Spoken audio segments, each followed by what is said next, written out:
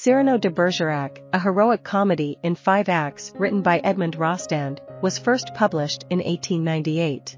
Rostand, a celebrated poet and playwright in France, crafted this verse drama set in mid-17th century France.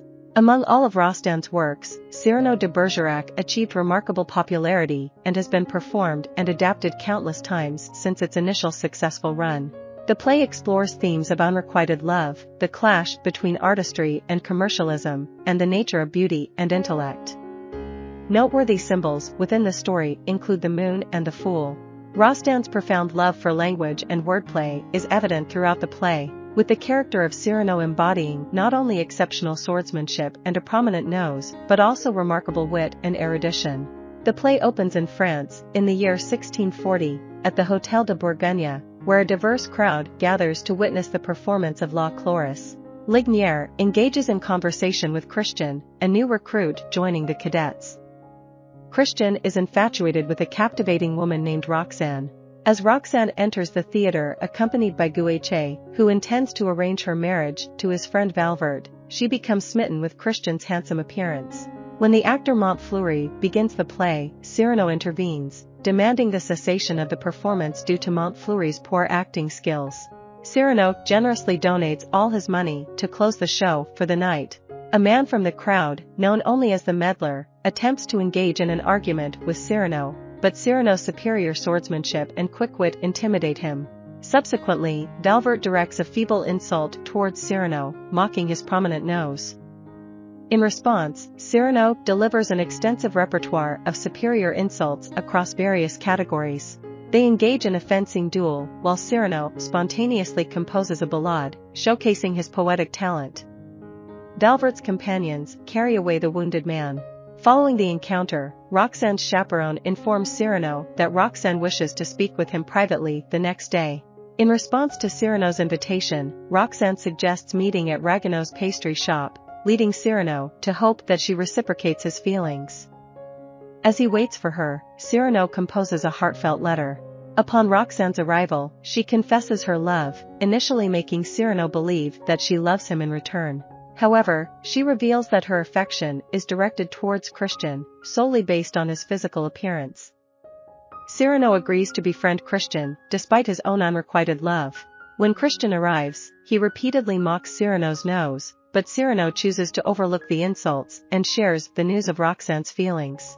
To assist Christian in courting Roxane, Cyrano offers the love letter he penned. Reluctantly, Christian accepts, admitting his inadequacy with words when it comes to women. On their way to a gathering, Roxane and her chaperone unexpectedly encounter Cyrano. Roxane expresses her adoration for Christian's letters, unknowingly praising Cyrano's writing. Meanwhile, Guéche informs Roxane of the cadets' impending deployment to the front lines. Worried for Christian's safety, Roxane implores Guéche to spare the cadets. Guéche agrees on the condition that Roxane marries him. However, Cyrano endeavors to give Christian the right words to win Roxane's heart. Christian, however, insists on speaking to Roxane alone, but his limited vocabulary leaves him unable to convey his feelings effectively. Roxane dismisses him, disappointed.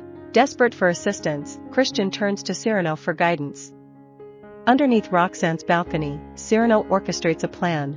He positions Christian in a spot where Cyrano can discreetly whisper lines for him to repeat to Roxane. As the conversation progresses, Roxane grows suspicious of the unusual pauses between Christian's phrases. In the darkness, Cyrano takes Christian's place, delivering impromptu poetry about love. Christian interjects, expressing his desire for a kiss, and after more poetic exchanges orchestrated by Cyrano, Roxane finally agrees. Christian ascends to Roxane's house, while a priest, sent by Guéche, arrives as planned.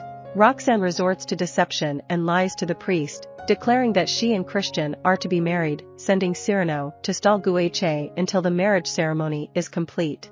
Intercepting Guéche, Cyrano manages to distract him long enough for Roxane and Christian to exchange vows.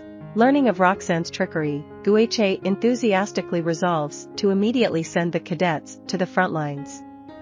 In the midst of the conflict, Cyrano faithfully sends daily letters to Roxane. Shortly before a decisive battle against the Spanish, Roxane and Ragueneau arrive with food for the soldiers. Roxanne confesses to Christian that she has come because of his heartfelt letters, emphasizing that she now loves his intellect more than his physical appearance. Encouraged by Christian, Cyrano is urged to reveal his own love for Roxanne, allowing her to choose between the two men. Tragically, Christian sustains a mortal wound at the outset of the Spanish attack, before Cyrano can confess his true feelings.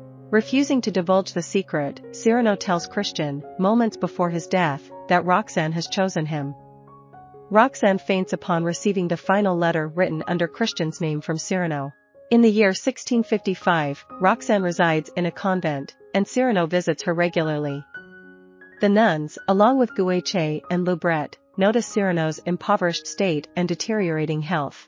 Cyrano's satirical writings have earned him enemies, and Guiche warns Loubret that some individuals are plotting to murder Cyrano, disguising it as an accident.